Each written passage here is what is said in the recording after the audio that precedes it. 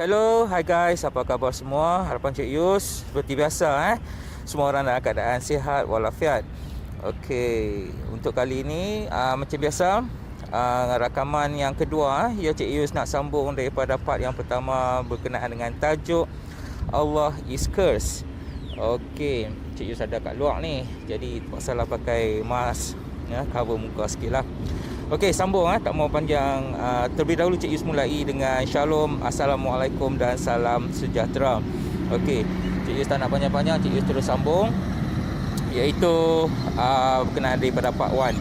Okey, daripada part 1 Cik Yus telah terangkan bagaimana Muslim ni menggunakan taktik licik taktik kotor, yang mana mereka telah membuatkan Allah ini boleh wujud dalam mana-mana kitab, dalam ajaran-ajaran yang berlainan dalam dunia ni dengan cara kelicikan yang mereka lakukan ialah menukarkan perkataan God, iaitu Tuhan, kepada nama Allah.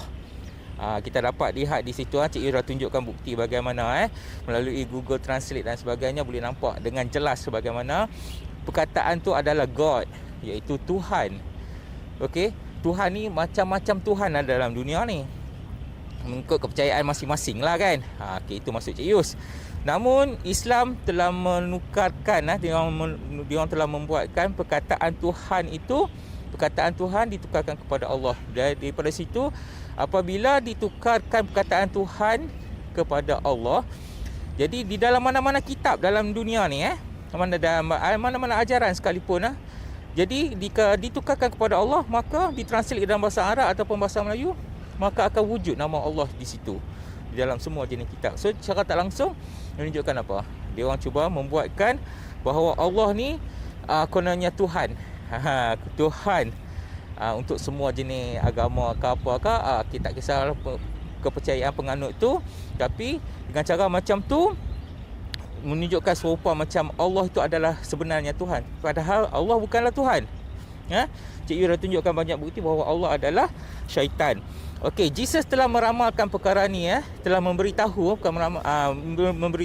perkara ni beribu-ribu tahun sebelumnya. Telah lama dulu Jesus telah bagi tahu bahawa selepas dia tiada nabi, akan ada nabi palsu yang akan memberitakan tentang kepalsuan. Inilah Muhammad yang membawakan ajaran baru, iaitu Islam. Jesus telah meramalkan perkara ini terlebih dahulu. Jadi Jesus suruh kita berhati-hati. Untuk itu kita perlu berhati-hati, jangan tertipu dengan penipu yang macam ni.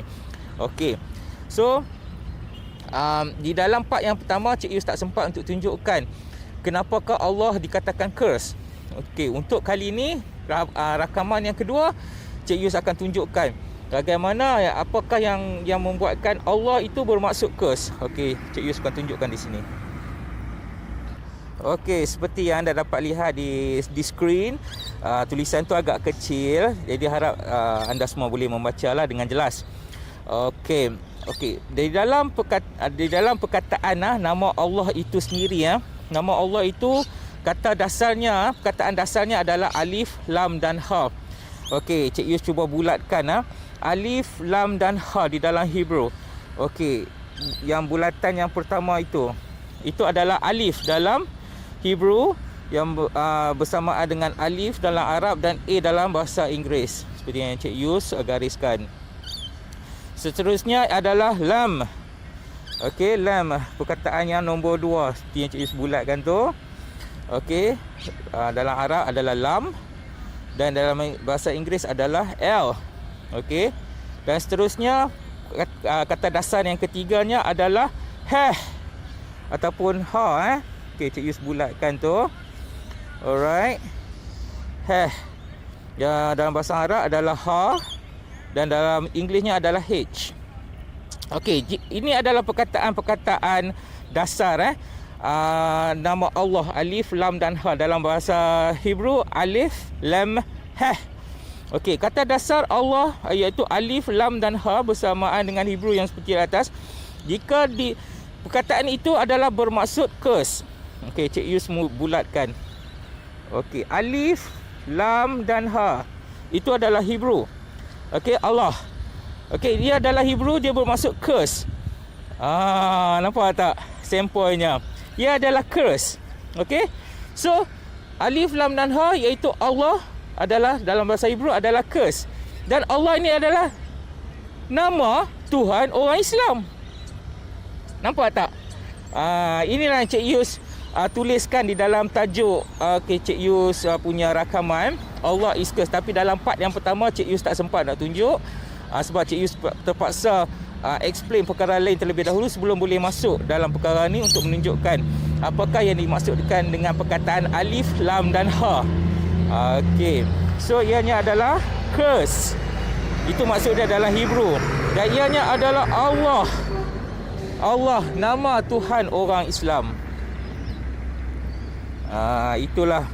Okey, untuk menguatkan lagi perkara ni, di dalam perkataan Hebrew alif, lam dan ha bermaksud curse.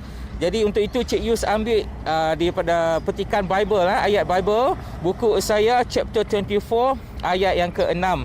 Okey, di situ anda boleh lihat di skrin tu bagaimana ayat ini menunjukkan bahawa Allah, iaitu nama Tuhan orang Islam, adalah sebenarnya curse. Okey, di dalam Isaiah 24:6 ini, okey Cik Yus bulatkan. Okey, itu dalam Hebrew. Bulatan dalam merah tu yang Cik Yus merahkan dan bulatkan itu adalah Hebrew yang tadi Cik Yus tunjukkan, alif, lam dan ha. Okey, kalau dalam translation Englishnya, therefore the curse Allah has devoured the earth and those who dwell in it are desolate. Nampak tak? Curse. Alif, lam dan ha bermaksud curse dalam Hebrew. Okey, Cik Yus sambung lagi. Di dalam Genesis 13, buku Genesis chapter 13 ayat 14 hingga 15. Okey, di situ siapakah yang disumpah? Kita kena faham kadang-kadang Muslim ni dia pandai spin, dia pandai menipu, dia pandai benda yang benar dia akan kata palsu dan sebagainya. So dia orang memang pandai cukup untuk menipu. Jadi pada situ Cik Yus tunjukkan okey, curse tadi tu adalah Allah. Okey, dan curse tadi ni siapa? Siapa sebenarnya yang curse ni tadi? Cik Yus pernah sebut sebelum ni bahawa Allah itu adalah syaitan. Kan? Cik Yus pernah sebut perkara ini terlebih dahulu sebelum ni. Okey, jadi untuk itu Cik Yus tunjukkan di dalam Hebrew perkataan Allah, alif, lam dan ha itu bermaksud curse. So di dalam Bible menceritakan siapakah yang disumpah. Okey, daripada situ Cik Yus bawakan perkara ni. Anda boleh lihat. Okey, Cik Yus ambil daripada Genesis, buku Genesis chapter 13 ayat 14 hingga 15. Okey, so di situ boleh lihat So Cik Yus bacakanlah dalam bahasa Melayu. Lalu berfirmanlah Tuhan kepada ulat itu, kerana engkau berbuat demikian, terkutuklah. Nampak di situ. Terkutuklah, Cik Yus bulatkan. Okey, terkutuklah engkau di antara segala ternak dan di antara segala binatang hutan, dan dengan perutmu lah engkau akan menjala, dan debu tanahlah akan kau makan seumur hidupmu. Aku akan mengadakan pemusuhan antara engkau dan perempuan ini, antara keturunanmu dan keturunannya. Keturunannya akan meremukkan kepalamu, dan engkau akan meremukkan tumitnya. Jadi jelas daripada buku Genesis ni mengatakan yang di curse itu adalah si ular. Okey, Cik Yus sambung daripada buku Genesis, buku yang sama, chapter 3 ayat 1 hingga 5. Adapun ular ialah yang paling cerdik dari segala binatang di darat yang dijadikan oleh Tuhan. Ular itu berkata kepada perempuan itu, tentulah Tuhan berfirman, semua pohon dalam taman ini jangan kamu makan buahnya, bukan? Nampak bagaimana ular cuba menipu. Bukan cuba, dah membuat perkara itu, menipu. Dan Cik Yus telah tunjukkan bagaimana di dalam ayat Quran Allah berfirman bahawa dia adalah seorang penipu. Dia adalah penipu besar, master. Okey, sambung. Lalu sahut perempuan itu kepada ular itu, buah pohon-pohonan dalam taman ini boleh kami makan, tetapi tentang buah pohon yang ada di tengah-tengah taman, Tuhan berfirman, jangan kamu makan buah itu, nanti kamu mati. Tetapi ular itu berkata kepada perempuan itu, sekali-kali kamu tidak akan mati. Nampak permainan ular, dia menipu. Tetapi Tuhan mengetahui bahawa pada waktu kamu memakannya, matamu akan terbuka dan kamu akan menjadi seperti Tuhan, tahu tentang yang baik dan yang jahat. So di atas perbuatan di atas perbuatan ular tu tadi menipu Eve, sebab Tuhan dah melarang jangan memakan buah, tetapi ular tadi ni dia menghasut Eve. Okey, dia menipu, dia putar belit. Seperti mana perangai orang Islam lah, sebab perangai Muslim ni dia suka putar belit, suka menipu, suka memfitnah dan sebagainya. So daripada situ, itulah yang diajar di dalam Al-Quran, dan perkara inilah yang dilakukan oleh syaitan apabila menyerupai ular untuk melakukan perkara ini kepada Eve, dan daripada situ Eve memakan buah larangan. Okey, sebab Tuhan dah berkata jangan makan buah larangan, tetapi atas hasutan, kejahatan yang ada pada syaitan menyerupai ular membuatkan Eve, okey, dia menghasut Eve untuk memakan buah larangan itu. Okey, Cik Yu sambung. Siapakah ular ni? Okey, di dalam buku Revelation chapter 12 ayat yang ke-9, okey, dalam buku ni menceritakan siapakah ular itu sebenarnya. Dan naga besar itu, si ular tua yang disebut iblis atau syaitan, yang menyesatkan seluruh dunia, dilemparkan ke bawah. Ia dilemparkan ke bumi bersama-sama dengan malaikat-malaikatnya. Nampak kan? Okey, sambung buku yang sama, chapter 20 ayat yang kedua. Ia menangkap naga, si ular tua itu, iaitu iblis dan syaitan, dan ia mengikatnya 1000 tahun lamanya. So jelas, jelas menunjukkan siapakah ular yang tadi. Ular tadi ialah syaitan. So jadi sangkut paut daripada kata dasar alif, lam dan ha, iaitu Allah, dari dalam Hebrew bermaksud curse. Yang disumpah adalah ular yang menipu Eve, yang menghasut Eve. Si ular ni tadi siapa? Ianya adalah syaitan. Semua ayat-ayat Bible Cik Yus telah tunjukkan siapakah sebenarnya Allah. Allah dengan ini terang-terangan secara jelasnya menunjukkan Allah bukanlah Tuhan yang tersebut di dalam Bible, tetapi ianya adalah syaitan. Ianya adalah syaitan. Jelas ianya bukannya Tuhan. So di dalam Hebrew alif, lam dan ha, Allah adalah curse. So jelas Cik Yu dah tunjukkan bahawa Allah bukanlah Tuhan di dalam Bible. Okey, atas revelation ni, bila Cik Yus buat review perkara ni, Cik Yus faham. Okey, Muslim ni dia akan buat tomahan. Seperti biasa, mereka akan perkara yang benar ni memang pahit untuk ditelan. Okey, Cik Yus faham perkara tu. Alright. So apa yang mereka akan buat, mereka akan katakan begitu begini, dia akan cuba menafikan apa yang benar. Okey, sebab itu adalah kebenaran. Okey, dia orang takkan terima kebenaran ni. Memang kebenaran ni pahit untuk ditelan. Sebaliknya, kepalsuan, penipuan yang mereka bawakan, yang Muhammad bawakan, yang mereka sanjung Muhammad sebagai nabi, sedangkan Muhammad bukanlah nabi, tetapi adalah seorang palsu, nabi palsu yang mengangkat diri sendiri sebagai nabi. Segala penipuan ni mereka akan mengatakan bahawa ianya adalah benar. Itulah yang akan berlaku. Okey. So Muslim dia akan mengatakan begini, alif, lam dan ha. Maksud dia di sini dia akan mengatakan Allah itu ada 2 L. Di dalam Hebrew dia hanya ada 1 L. Okey, tak apa Cik Yus, tak apa. Cik Yus faham benda ni. Cik Yus reveal lagi. Biasa normal. Muslim akan berkata demikian, tapi tak apa, Cik Yus tolong reveal. Okey, Muslim akan mengatakan bahawa perkataan Allah ada 2 L. Dia orang akan bercakap macam tu, Cik Yus faham. Dia orang akan mengatakan bahawa Allah ada 2 L. Dalam kataan Hebrew tadi itu adalah 1 L. So berbeza.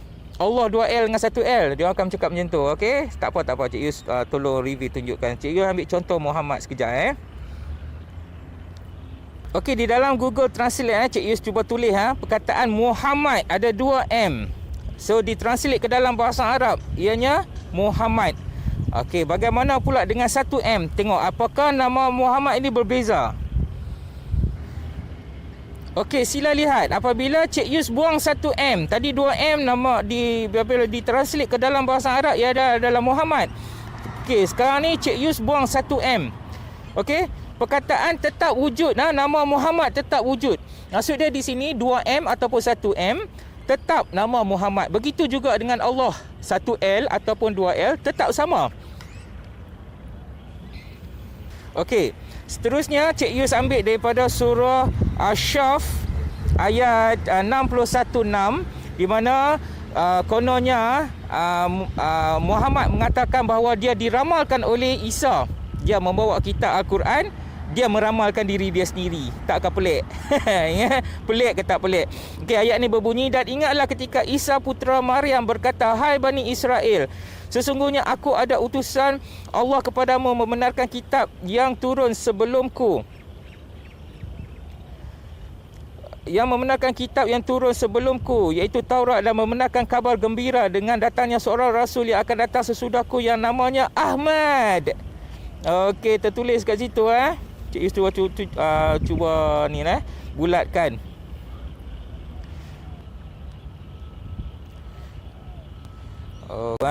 Okey, nampak tak di situ? Ahmad, dikatakan Ahmad di situ Isa putera Maryam meramalkan seseorang yang bernama Ahmad. Di situ jelas mengatakan Ahmad, bukan Muhammad. So jadi bagaimana Muslim mengatakan Ahmad itu adalah Muhammad? Jangan kata 1M, 2M. Nama ejaan semuanya berbeza, terang-terangan berbeza. Okey? Dalam ayat ni mengatakan Ahmad.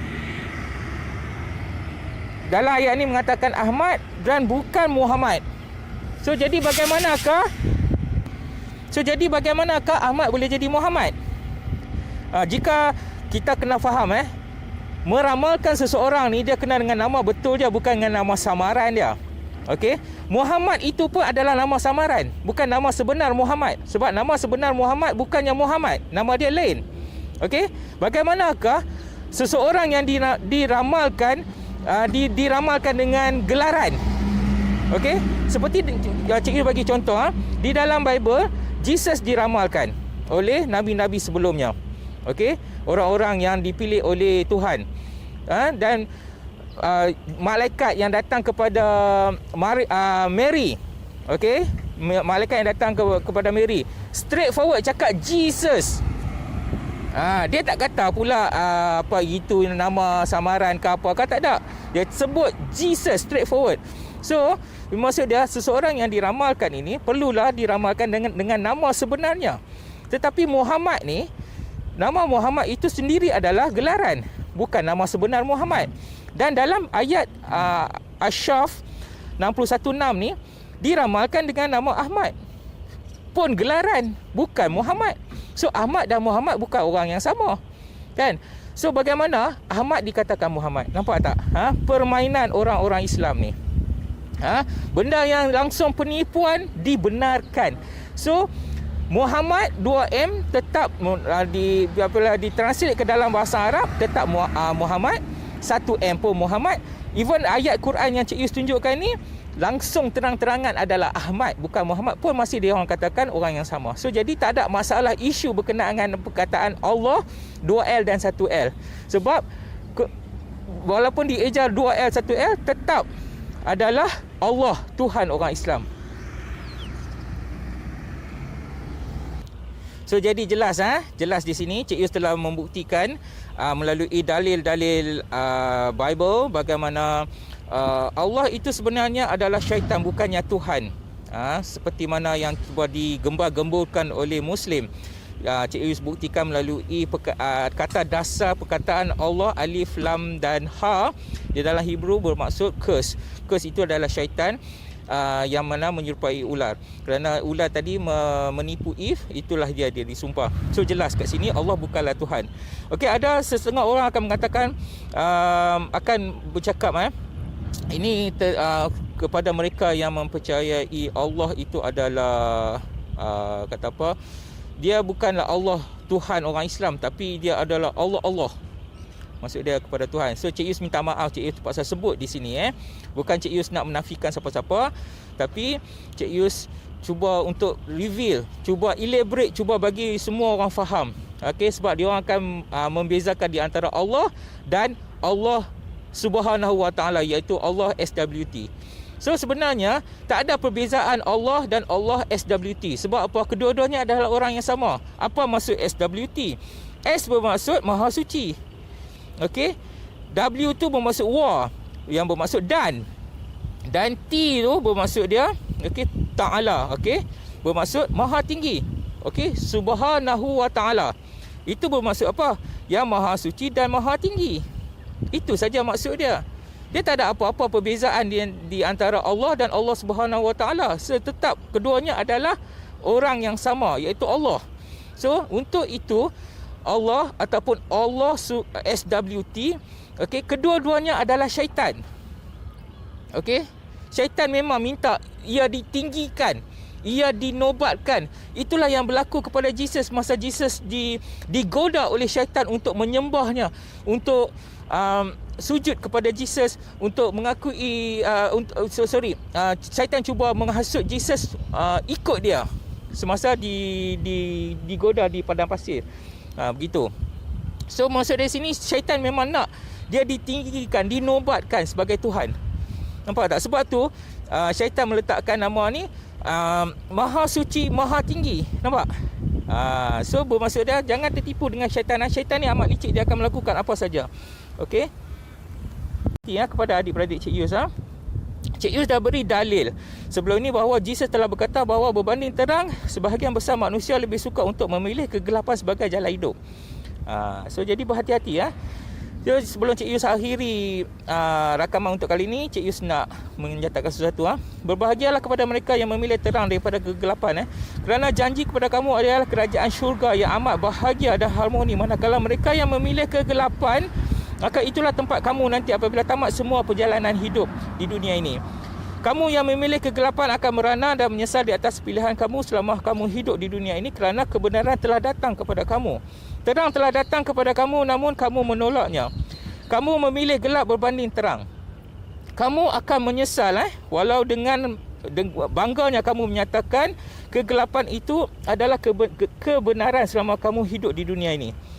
So di kehidupan yang akan datang, kamu pasti menyesal kerana memilih si buta huruf sebagai pemimpin kamu dan syaitan sebagai Tuhan kamu. Buatlah pilihan yang tepat sebelum terlambat. Ini nasihat Cik Yus. Apabila roh kamu meninggalkan jasad kamu, maka segalanya sudah terlambat untuk kamu bertaubat. Bertaubatlah daripada sekarang. Buatlah pilihan yang tepat. Pilihlah jalan yang benar. Jangan lagi mengikut syaitan. Jangan lagi mengikut Muhammad si palsu yang membawa ajaran sesat. Okey, untuk itu Cik Yus tutup rakaman kali ini dengan mendoakan kepada mereka yang di luar sana agar berbahagia, mendapat jalan yang benar dan sebagainya. Agar Jesus dapat menunjukkan kamu jalan yang benar. Okey, untuk itu Cik Yus doakan, in Jesus name I pray. Amen. Amen. Hallelujah. Amen.